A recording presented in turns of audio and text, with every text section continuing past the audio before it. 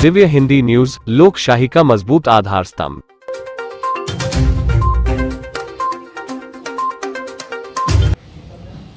सन्मान्य अजितदादा पवार यांचे राष्ट्रवादी काँग्रेस पक्षाचे नेते सन्मान्य प्रफुल्लभाई पटेल आणि सन्मान्य प्रांत अध्यक्ष तटकरे साहेब यांच्या आदेशानुसार आज अकोला महानगरपालिका निवडणूक आणि त्या निवडणुकीच्या संदर्भात राष्ट्रवादी काँग्रेस पक्षाचे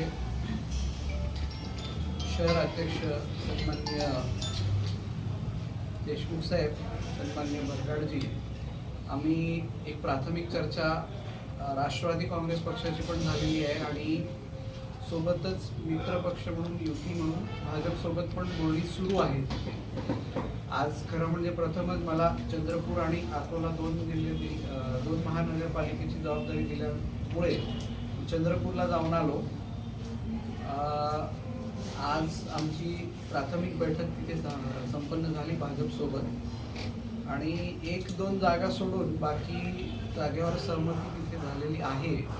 पण ज्या 1-2 जागा आहेत त्याला आजच्या आजच आम्हाला वरतून आदेश आहे की आजच्या आजच आपण त्याच्यावर कुठलं तरी तोडगा काढून समोर युतीची घोषणा करावं। तर आम्हाला पण अपेक्षित आहे सायंकाळपर्यंत त्याच्यावर तोडगा निघेल।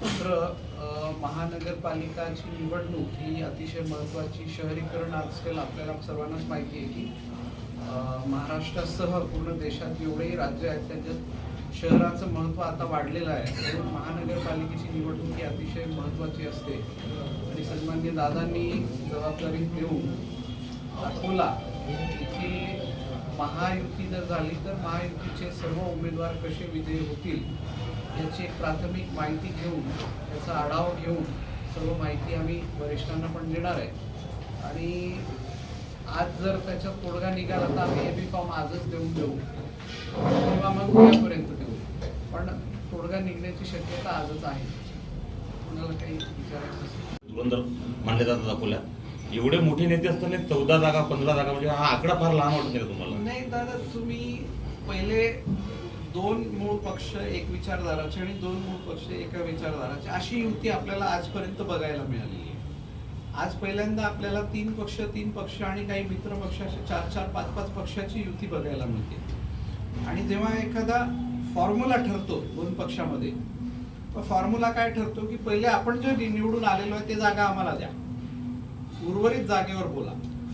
तर आता राष्ट्रवादी काँग्रेस पक्ष यांनी मागच्या वेळेस किती लढवले त्याच्यापेक्षा आपण निवडून किती आलेलो आहे त्याच्या तुलनेत आपल्याला किती लढायचे आहेत आणि किती निवडून येऊ शकतो, ठीक आहे। आणि शेवटी जर नाहीच जमलं तर मग स्वबळाची तर तयारी ठेवावंच लागेल। सर, त्या नेमका कोणत्या जागा आहेत पीसीबी किंवा जिथं तिढा निर्माण झाली? मला ते आज सांगता येणार नाही कारण की 2 जागा आहेत त्याच्यावर मला वाटतं प्रभाग क्रमांक आता ते सांगता येणार नाही, पण तुम्हाला आम्हाला काय निर्णय आज आणि उद्या दुपारपर्यंत कुठल्याही परिस्थितीत युती झाली की नाही, म्हणजे युती झाली की नाही याचं काय? 99% झालेली आहे, 99% झालेलीच आहे। पण 2 जागेचे जर तिढा म्हणतोय मी तर सुटू द्या ना। म्हणजे काय राज्याच्या निवडणूक असतील किंवा देशाच्या निवडणूक असतील त्याच्यातही कधी कधी तिढा येतो असं 1-2 जागेवर, त्यालाही आपल्याला वेळ द्यावा लागेल ना थोडंसं। तोडगा निघेल असं वाटतंय का? वाटते निघेल असं वाटते। कधीपर्यंत घोषणा होती युतीची?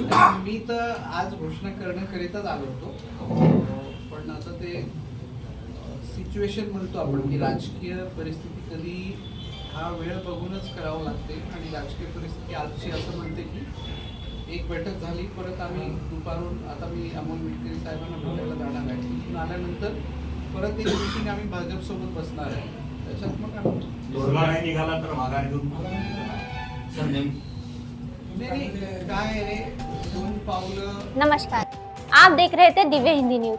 हम सिर्फ जानकारी देने का ही कार्य नहीं करते बल्कि लोकशाही के चौथे मजबूत आधार स्तंभ की भूमिका निभाने का भी कार्य करते हैं।